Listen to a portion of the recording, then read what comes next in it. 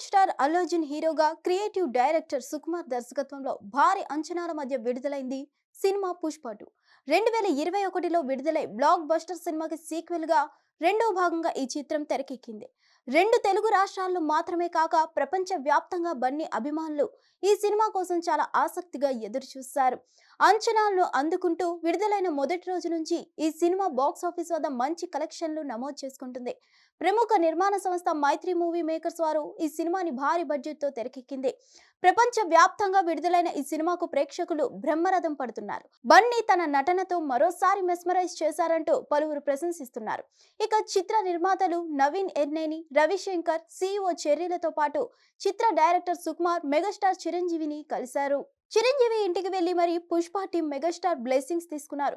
ఈ మధ్యనే ఒక ఈవెంట్ లో మాట్లాడుతూ పుష్ప 1 సినిమా చూసానని మెగాస్టార్ చిరంజీవి చెప్పారు. అయితే పుష్ప 2 సినిమా ఇంకా చిరంజీవి చూడలేదు. త్వరలోనే చిరంజీవి పుష్ప 2 సినిమా కూడా చూడబోతున్నారు.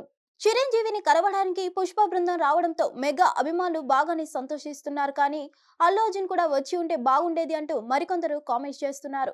మరోవైపు బాక్స్ ఆఫీస్ వద్ద ఈ సినిమాకు ఆశల వర్షం కురిపిస్తుంది. మౌత్ టాక్ తో సంబంధం లేకుండా బాక్స్ ఆఫీస్ వద్ద మంచి కలెక్షన్లు నమోదు చేసుకుంటుంది. రష్మిక మందన హీరోయిన్ గా నటించిన ఈ సినిమాలో శ్రీలీల ఐటెం సాంగ్ లో కనిపించింది. దేవిశ్రీ ప్రసాద్ తో పాటు తమన్ కూడా ఈ సినిమాకి సంగీతాన్ని అందించారు.